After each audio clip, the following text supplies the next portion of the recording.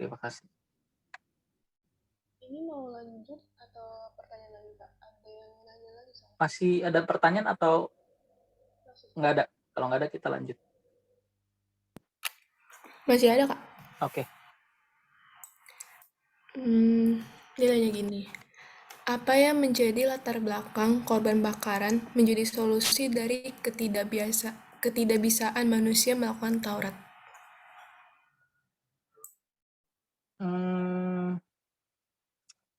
Sebagai bentuk penyesalan, sebagai bentuk bahwa dia menyesali perbuatannya dan mau berubah, mau hidup benar, kembali ke Taurat. Apa yang menjadi bentuk penyesalan? Yang menjadi bentuk penyesalannya adalah korban bakaran. Dari mana asal-usul korban bakaran? Kita tahu cerita Kain dan Habel. Sejak zaman Kain dan Habel sudah ada. Dan itu merupakan perintah Allah sendiri. Yang berhak korban bakaran sebagai bentuk penyesalan atas tindakan salahnya itu. Tindakan yang menyimpangnya itu.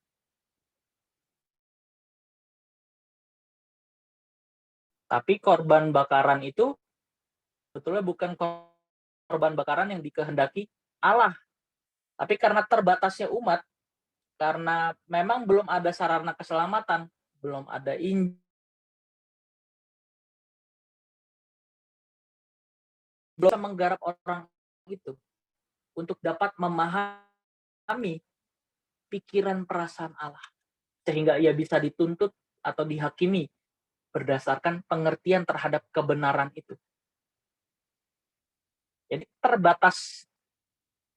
keterbatasan Allah dalam menggarap orang-orang yang hidup baik di zaman perjanjian lama maupun orang-orang sebelum ada bangsa Yahudi ya. Maka Allah menggunakan cara itu.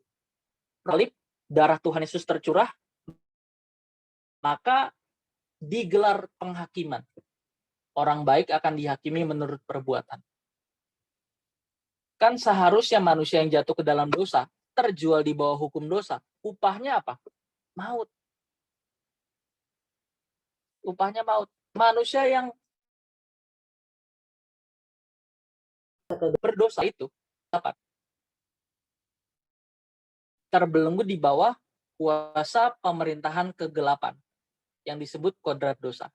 Hukum dosa dan hukum maut. Hukum dosa itu apa? Jadi karakter. Hukum maut apa? Manusia, hukum dosa adalah maut. Maut artinya terpisah dari Allah selamanya. Nah, maka Tuhan Yesus mau menghancurkan hukum dosa dan hukum maut itu dengan cara menyediakan sarana keselamatan. Satu, penebusan, penggarapan firman Tuhan lewat setiap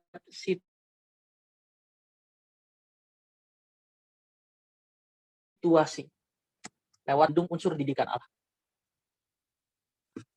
Kira-kira begitu. Terjawab?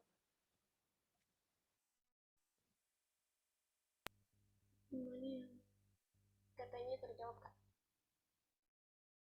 Ya. Kalau tidak ada, kita lanjut. Belum ada lagi, Kak. Oke, baik. Tadi kita sampai mana ya?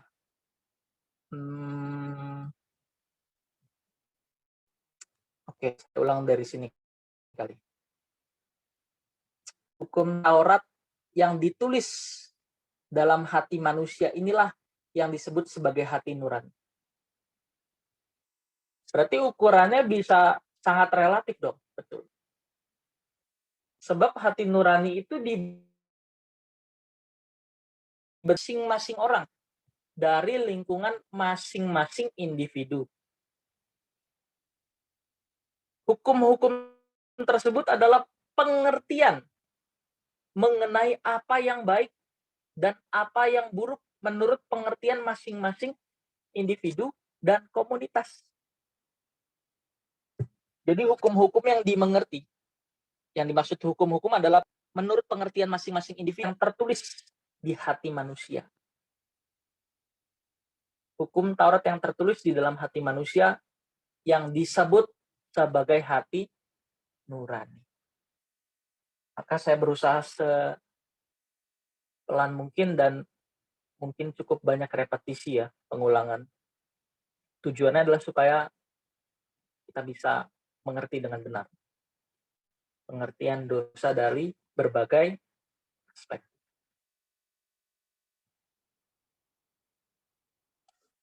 Namun harus dicatat bahwa tindakan atau perilaku atau perbuatan yang kelihatan bukanlah ukuran untuk umum. Namun harus dicatat bahwa tindakan atau perilaku atau perbuatan yang kelihatan bukanlah ukuran untuk umum, tetapi tergantung pengertian seseorang terhadap kebenaran moral. Jadi jika seseorang memahami suatu kebaikan, tetapi itulah dosa. Ini kita masih bahas ini ya, dosa dalam pengertian non-Yahudi yang tidak mendengar Injil. Kita masih dalam pembahasan itu. Jadi jika seseorang memahami suatu kebaikan tetapi tidak melakukan kebaikan itu, maka baginya itulah dosa. Ini yang dinamakan tadi hukum Taurat yang tertulis di hati nurani. Bila hati nuraninya memahami suatu ukuran kebaikan moral, tetapi ia tidak mendengar suara nuraninya, bahkan melanggarnya, maka itulah dosa. Dalam hal ini juga berlaku. Siapa sedikit akan sedikit dituntut. Dengan begitu kita tidak mudah menjatuhkan penghakiman atau vonis bagi orang yang hidup di luar bangsa pilihan Allah atau Israel. Dan juga orang-orang pilihan orang Kristen. Di mana pasti tidak akan masuk ke dalam kehidupannya akan datang. Dengan mengerti nurani manusia, bahwa orang yang hidup di luar orang-orang pilihan bangsa Israel ataupun kita pasti tidak selamat. Wong standarnya aja beda.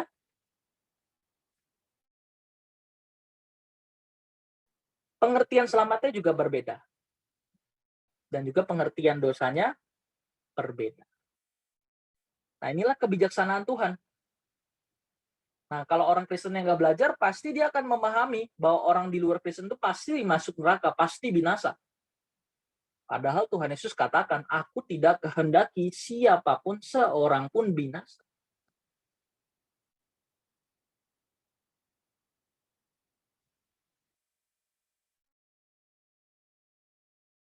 Dalam Alkitab, diulang-ulang berarti ini penting. Dan menjadi penegasan bahwa manusia akan dihakimi menurut perbuatannya. Dalam hal ini, perbuatan baik itu penting. Tapi bukan perbuatan baik yang karena anugerah. Berarti itu manusia berbuat baik. Bisa dipahami nggak nih statement ini? Jadi bukan kita berbuat baik maka kita diselamatkan. Tapi karena kita sudah diselamatkan maka kita berbuat baik. Ini paradoks nih. Seakan-akan bertentangan ya, tapi memang begini adanya. Kita diselamatkan bukan karena perbuatan baik kita, tapi karena oleh anugerah. Kita diselamatkan, saya rumuskan kembali. Kita berbuat baik bukan untuk selamat. Salah. Kita berbuat baik bukan supaya kita diselamatkan. Kita berbuat baik bukan karena supaya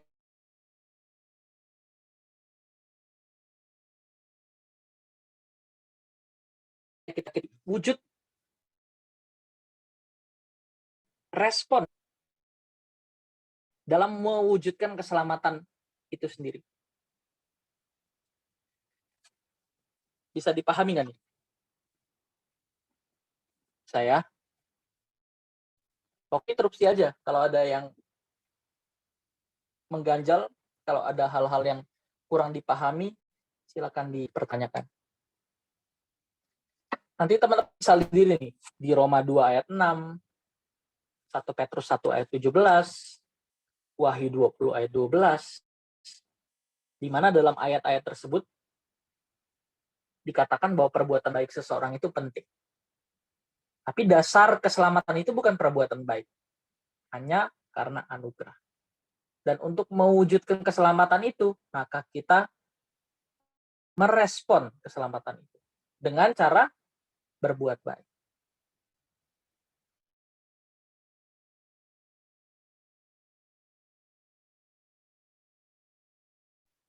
Merespon keselamatan dengan cara berbuat baik sesuai dengan pengertian. Oke. Penghakiman berdasarkan perbuatan baik juga berlaku bagi orang yang hidup pada zaman anugerah, tetapi tidak atau belum mendengar Injil, atau tidak mendengar Injil dengan benar. Penghakiman berdasarkan perbuatan baik juga berlaku bagi orang yang hidup pada zaman anugerah, zaman sekarang. Zaman anugerah, zaman penggenapan itu zaman setelah Tuhan Yesus naik ke situ, zaman anugerah. Berlaku buat orang yang hidup pada zaman anugerah tetapi tidak atau belum mendengar Injil, atau tidak mendengar Injil dengan benar. Maka mereka akan dihakimi menurut perbuatan. Jadi pada zaman anugerah ini, kalau seseorang meninggal dengan tidak atau belum mendengar Injil, ia belum tentu binasa atau masuk neraka. Tuhan akan menghakimi berdasarkan perbuatan mereka.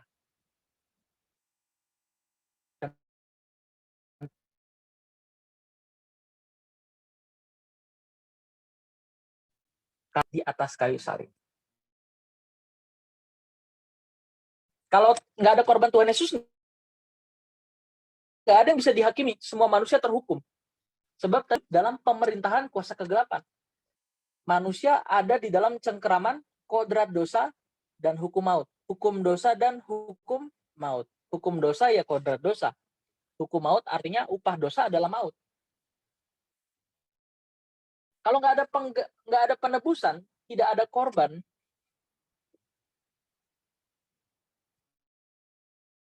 pasti masuk neraka.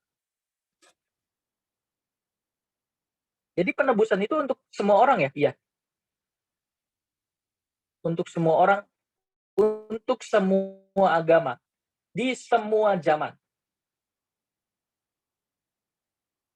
Di mana orang baik akan dihakimi menurut perbuatannya. Di mana orang yang tidak mendengar Injil, yang tidak memiliki Taurat, akan dihakimi menurut pengertian baik yang dia lakukan. Darah Yesus adalah solusi bagi dosa semua manusia yang pernah hidup di muka bumi. Nanti teman-teman bisa baca di Yohanes 1 ayat 29 dan Yohanes 1 ayat 36. Setelah melalui proses penghakiman, di antara mereka akan, setelah melalui proses penghakiman, di antara mereka akan ada yang diperkenan masuk ke dunia yang akan datang. Jadi darah Tuhan Yesus adalah solusi bagi semua manusia yang pernah hidup di muka bumi. Dengan adanya pengorbanan Tuhan Yesus, maka semua orang bisa dihakimi.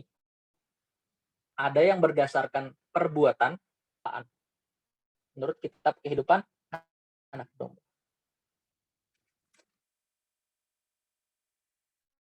Dan setelah melalui proses penghakiman itu, di antara mereka akan ada yang diperkenan masuk dunia yang akan datang, dan ada yang terbuang di dalam kegelapan. Oke, untuk perspektif perjanjian baru, nanti kita lanjut ya, 2 minggu ke depan. Saya rasa kita cukup sampai di sini. Silakan yang ingin bertanya, ada hal yang masih ingin ditanyakan, saya persilakan.